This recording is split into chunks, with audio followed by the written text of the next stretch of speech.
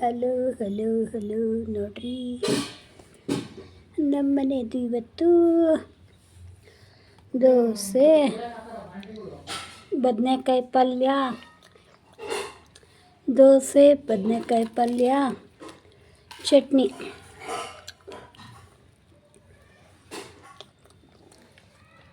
ಹಸಿರು ಮೆಣಸಿನ್ಕಾಯಿ ಚಟ್ನಿ, ಕೆಂಪು ಮೆಣಸಿನ್ಕಾಯಿದು ಗೊಜ್ಜು, ಕೆಂಪು ಮೆಣಸಿನ್ಕಾಯಿ, ಒಂಚೂರು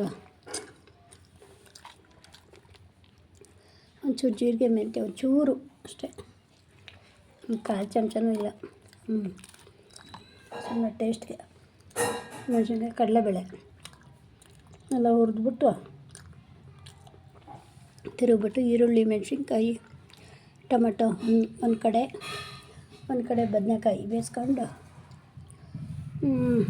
ಆಮೇಲೆ ಎರಡು ಕೂಡಿಸಿ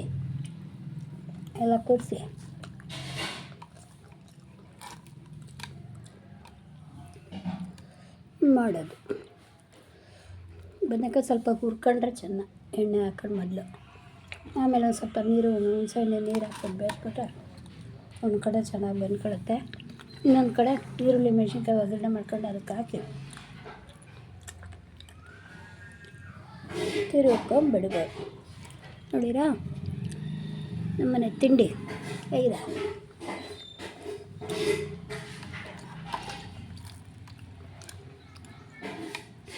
ನಾವು ಜಾಸ್ತಿ ಮಾಡ್ತೀವಿ ಇದು, ಬದನೆಕಾಯಿ ಟೊಮೆಟೊ ಈರುಳ್ಳಿ ಹಾಕಿ. ಹಾಗೇನೂ ಮಾಡ್ಬೋದು, ಬದನೆಕಾಯಿಗೆ ಬರೀ ಬದನೆಕಾಯಿ ಹಾಕಿ ಮಾಡಿದರೆ ಇನ್ನೊಂಥರ ಟೇಸ್ಟ್.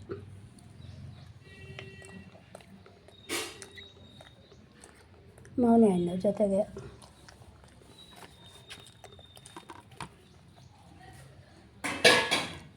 ಚಟ್ನಿ, ಹಸಿಮೆಣ್ಸಿನ್ಕಾಯಿ ಚಟ್ನಿ, ಹಸಿಮೆಣ್ಸಿನ್ಕಾಯಿ, ಪುದೀನ, ಕೊತ್ತಂಬರಿ ಸೊಪ್ಪು ಎಲ್ಲ ಒಂಚೂರು ಹುರ್ಕೊಂಡು ಬೇಕಾದ್ರೂ ಹಾಕ್ಬೋದು, ಹಾಗೆ ಬೇಕಾದ್ರೂ ಹಾಕ್ಬೋದು. ಒಂಚೂರು ಕಾಯಿ ಹಾಕ್ತಿರುವೆ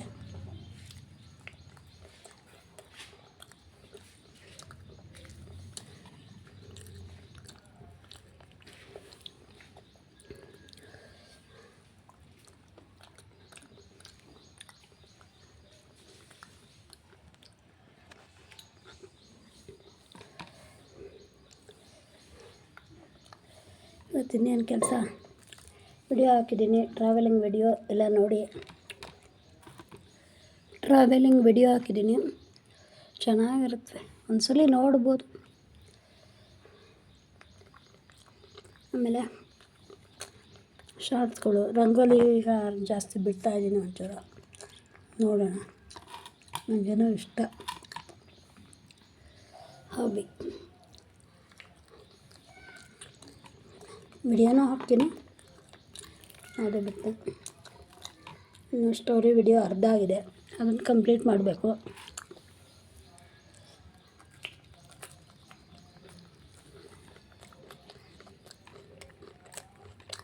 ಎಲ್ಲ ಮಾವಿನ ಹಣ್ಣುಗಳು ಬಂದಿದೆ, ಚೆನ್ನಾಗಿ ತಿನ್ನಿರಿ ತಗೊಂಡು. ಬಾದಾಮಿ ಹಣ್ಣು ಸ್ವಲ್ಪ ಕಾಯಿ ಹಂಗೆ ತಿಂದುಬಿಟ್ರೆ ಚೆನ್ನಾಗಿ, ಹಣ್ಣಾಗಬೇಕು, ಕಲರ್ ಬರಬೇಕು, ಸ್ವಲ್ಪ ಕಾಯಿ.